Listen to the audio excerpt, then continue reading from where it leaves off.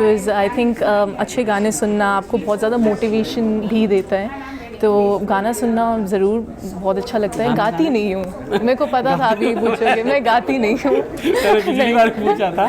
नहीं। सो हाँ, कुकिंग और म्यूज़िक। आई थिंक गोल्फ़ की शुरुआत मेरे भाई की वजह से हुई थी। हम एक फैमिली वेकेशन में के लिए सिंगापुर गए हुए थे एंड वो बस एक गोल्फ़ की शॉप में चला गया एक मॉल के अंदर, एंड वहीं से उसको बहुत ज़्यादा अट्रैक्शन हुई स्पोर्ट के साथ एंड उसने पापा को फोर्स करा, ज़िद करी कि मुझे गोल्फ सेट चाहिए। पापा ने गोल्फ सेट लाए पापा मेरे भाई के लिए, इवेंचुअली मेरे लिए भी ले आए। आई थिंक वो भी एक फ़ेज़ है, आएगा ज़रूर आएगा, तो जब भी आएगा तो मतलब तैयार है हम उसके लिए। जी, साथ हैं गौर का बिश्नोई।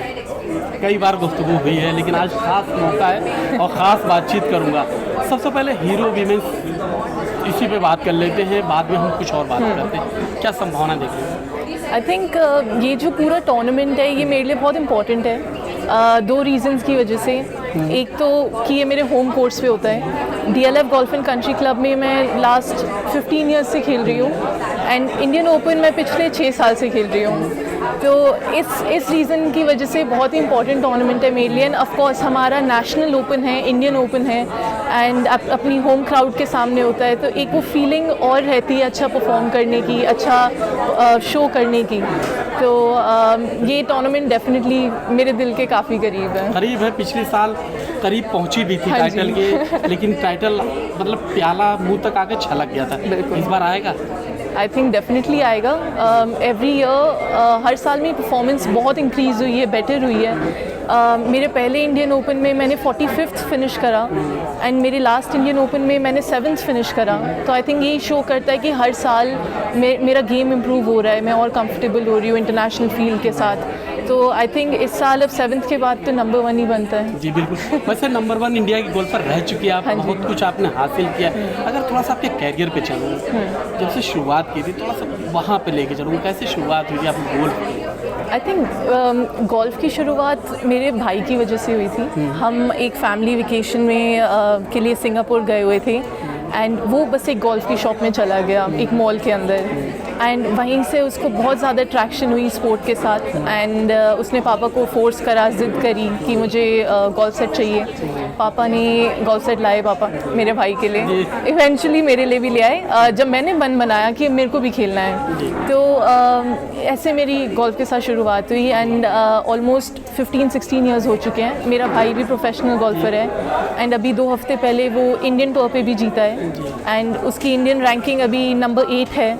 तो हम दोनों ने गोल्फ को प्रोफेशनली एज अ करियर उस पॉइंट ऑफ टाइम से चूज़ करा। उसको ना के नाम ले लीजिए ताकि सनित बिश्नोई, ऑफ कोर्स। हाँ, ये तो बनता है। जी जी बिल्कुल बनता है। हाँ, वैसे मुझे लगता है पेरेंट्स का आपको सपोर्ट बहुत अच्छा है, बहुत ज़्यादा चढ़ाव रहा गौर का आपका, मतलब यहाँ तक जो कैरियर था, कैसे देखती है अपने कैरियर? आई थिंक एक स्पोर्ट्स पर्सन के करियर में एक्चुअली बहुत ज़्यादा अप्स एंड डाउन्स आते हैं, और जैसा कि आपने कहा, आई थिंक अगर आपके पेरेंट का सपोर्ट हो, आपके दोनों माता पिता का सपोर्ट हो, तो उसके साथ हर उतार चढ़ाव पार करना बड़ा आसान होता है। एंड मैं बहुत ज़्यादा फॉर्चुनेट और ब्लेस्ड फील करती हूँ दैट मेरे पेरेंट्स ने मुझे और सानित को इतना ज़्यादा सपोर्ट करा, इतना ज़्यादा मोटिवेटेड रखा। तो आई थिंक सारे मेरे अप्स एंड डाउन्स को ओवरकम करने के लिए मेरे पेरेंट्स ही मेरी स्ट्रेंथ एंड मोटिवेशन थे। मैंने एक बार पहले भी सवाल किया था, संघर्ष के दिन आपके आए होंगे, उतार चढ़ाव भी आया होगा, कुछ शेयर करें। कभी ऐसा वक्त आया लगाव नहीं हो पा रहा, छोड़ देना चाहिए या ऐसा कुछ? आई थिंक ऐसा वक्त तो जैसा मैंने कहा कि आते हैं हर स्पोर्ट्स पर्सन की लाइफ में आता है। मेरा भी आया था 3 साल पहले, जब 2 साल के पीरियड के लिए मेरी कोई भी प्रोफेशनल विन नहीं आई एंड मेरे लिए ये थोड़ा सा शॉकिंग था बिकॉज़ मैंने अपने पहले ही साल में प्रोफेशनल होने के पहले ही साल में इंडिया में नंबर 1 फिनिश करा था। तो उन 2 सालों में जब मेरी कोई भी विन नहीं आई, मैं टॉप 3 भी फिनिश नहीं कर पा रही थी, टॉप 5 भी फिनिश नहीं कर पा रही थी, तो वो मेरे लिए काफ़ी लो पॉइंट था बिकॉज़ मुझे लगा कि शायद अब नहीं हो पाएगा। बट जैसा मैंने कहा, लाइक मेरे पेरेंट्स का सपोर्ट और मेरे भाई का भी सपोर्ट, तीनों के सपोर्ट से, मेरी पूरी फैमिली के सपोर्ट से मैंने उस फेज़ को ओवरकम करा। एंड अब पिछले साल से लेके अब तक मैंने बहुत अच्छी परफॉर्मेंसेस दी हैं। इंडियन ओपन में लास्ट ईयर 7th फिनिश करना एंड अभी मैंने 6 टूर्नामेंट खेल चुकी हूँ इंडियन टूर पे, जिनमें से 2 में जीत चुकी हूँ और 2 में मैं सेकंड आई हूँ। तो अब तक का मेरा जर्नी काफ़ी अच्छी रही है। जी, जर्नी अच्छी रही है, सफ़र अच्छा रहा और आगे भी जारी रहेगा। हाँ जी। हमने संघर्ष की बात कर ली, कोई ऐसी जीत की बात बताएंगी? कभी ऐसा वक्त जो ऐसी जीत हो जो आज भी सोचती बड़ा अच्छा लगता हो, कभी सोचती तो गर्व महसूस होता हो, कोई ऐसी विन? आई थिंक मेरी कमबैक विन जो 2 साल के बाद जब मैं पहली बार लास्ट ईयर जीती, DLF में ही जीती थी, वो विन मेरे लिए बहुत स्पेशल थी बिकॉज़ वो एक विन बहुत अच्छे टाइम पे आई, इंडियन ओपन से 3 हफ्ते पहले आई, जिसने मेरे को बहुत ज़्यादा कॉन्फिडेंस दिया इंडियन ओपन में अच्छा परफॉर्म करने के लिए। जो शो भी हुआ जब मैंने 7th फिनिश करा, तो वो विन मेरी DLF की मेरी one of the most favourite comeback win, मतलब खुशी देने वाली बहुत ज़्यादा। अभी भी मैं सोचती हूँ तो बहुत मोटिवेटिंग फील होता है कि मैंने 2 साल का इतना टफ फेज़ ओवरकम करा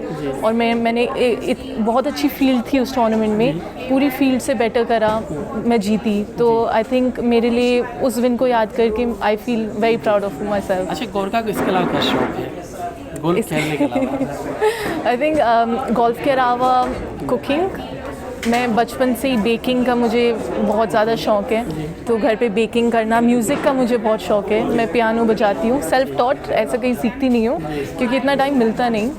ऑफ कोर्स मतलब आप इतना ज़्यादा बिज़ी रहते हो टूर्नामेंट में खेलते टाइम, सो हाँ, कुकिंग और म्यूज़िक। कुकिंग में क्या खास बनाते हैं?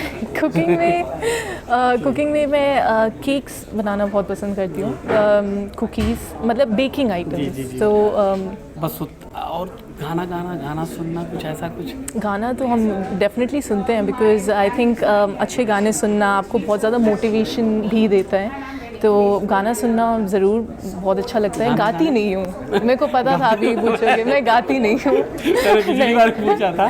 नहीं। अच्छा, इससे हट के ये तो हंसी मजाक है, हाँ जी। फ्यूचर के लिए क्या प्लान है गौरी का? मतलब आगे ज़िंदगी है थोड़ा सा।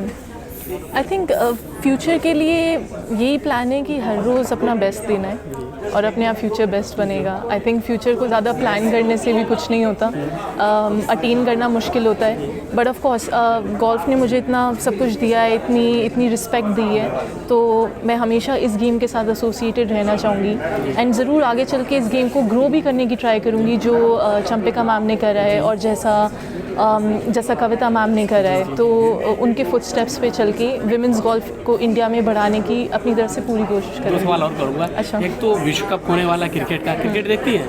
कभी कभी देखती हूँ। वर्ल्ड कप होने वाला भारत में बहुत कम वक्त होता है, बहुत कम देश जहाँ इस तरह के इवेंट होते हैं, क्या कहना चाहेंगे? वर्ल्ड कप में भारत खेलेगा, भारत के लिए, इंडियन टीम के लिए? वेल आई थिंक हमारी Indian team definitely one of the best है एंड ऑफ कोर्स मतलब इंडियन टीम को तो हम बहुत सपोर्ट करते हैं। Cricket is like a house hold name, सबकी ज़ुबान पे क्रिकेट है, सब खेल भी चुके हैं at some point of time. I don't think ऐसा कोई इंसान होगा जिसने क्रिकेट कभी ना खेला अपनी ज़िंदगी में, तो काफ़ी एक्साइटेड हूँ वर्ल्ड कप में इंडियन टीम का प्रदर्शन देखने के लिए। अच्छा, उन लड़कियों के लिए क्या मैसेज गौरी का होगा जो मतलब खासतौर से उन लड़कियों के लिए जो जिनके माता पिता खेलों में नहीं आने देते या उनको रोकते हैं, बेड़ी की तरह समझ लो, उनको मुश्किल होती है? मैंने अभी पिछले दिनों कुछ लड़कियों का इंटरव्यूज़ किया था, दिल्ली में आई थी वो लड़कियाँ, जंगलों से मतलब आदिवासी इलाकों की हैं, जो झारखंड से आई थी और टाइटल जीत के सुब्रतो कप गई हैं। तो ऐसी लड़कियों को जो नहीं आने देते उनके लिए क्या मैसेज है? आई थिंक मतलब फ़र्स्ट ऑफ ऑल मैं पेरेंट्स को यही कहना चाहूँगी कि आप अपनी बेटियों को सपोर्ट करो, इससे कोई फ़र्क नहीं पड़ता कि वो कौन से लाइन में एक्सेल करना चाहती है, बट वो पैशनेट होने चाहिए उस चीज़ के लिए, चाहे वो स्पोर्ट्स हो, चाहे वो डॉक्टर हो, इंजीनियर हो, लॉयर हो, कुछ भी हो। आई थिंक एक बेटी को अगर आप सपोर्ट दोगे तो उनकी उड़ने की कोई सीमा नहीं है, फिर तो स्काई इज़ द लिमिट जैसे कहते हैं। तो सपोर्ट योर गर्ल्स एंड उनको जो इस फेज़ को ओवरकम कर रहे हैं, आई थिंक उनकी इस चीज़ को मैं बहुत कमेंडेबल मानती हूँ कि वो कितना ज़्यादा संघर्ष कर रहे हैं, कितना ज़्यादा ओवरकम कर रहे हैं सोसाइटी के बैरियर्स, अपने घर के बैरियर्स। तो उन्हें मैं यही बोलूँगी कि आप लगे रहो, आप ओवरकम करते रहो, persevere through this tough time and ऐसा टाइम भी आएगा कि जब आपके पेरेंट्स आखिरकार आपके टैलेंट को पहचानेंगे। बिल्कुल, बहुत ज़्यादा सपोर्ट आपके पेरेंट्स करते हाँ जी, हैं, खासतौर से भाई की बात कर लें, फादर की बात कर लें या और लोग, उनके लिए कोई मैसेज? क्योंकि मैं समझता हूँ उनके बिना अधूरी है। हाँ जी बिल्कुल, मैं डेफिनेटली एग्री करती हूँ। आई थिंक मेरे पेरेंट्स के लिए उनको मैं हमेशा हर बार कहती हूँ कि आप लोग मेरी सबसे बिगेस्ट स्ट्रेंथ रहे हो, मेरी बिगेस्ट मोटिवेशन रहे हो आज जहाँ पे भी मैं हूँ। मैं सिर्फ अपने मम्मी, अपने पापा और अपने भाई की वजह से हूँ। उनके 15 साल का उन्होंने जितना मेरे साथ जितना संघर्ष करा है, हमेशा मेरे साथ ट्रैवल करा है, मेरे मॉम ने, मेरे पापा ने, अभी भी करते हैं, मेरे भाई के साथ भी करते हैं। तो इतने ज़्यादा सपोर्ट के लिए तो I think I couldn't have asked for better parents and a better brother. 1 से 2 कब हो रही गौरिका? हाँ जी, 1 से 2 कब हो रही गौरिका? 1 से 2 कब मतलब आगे की ज़िंदगी के बारे में कुछ? आई थिंक वो भी एक फेज़ है, आएगा, हाँ, ज़रूर वो आएगा। उसी के लिए, हाँ। तो जब भी आएगा तो मतलब तैयार है हम उसके लिए। जी बहुत बहुत शुक्रिया गौरिका, हाँ आपने जी, समय दिया। Thank you, thank you thank you.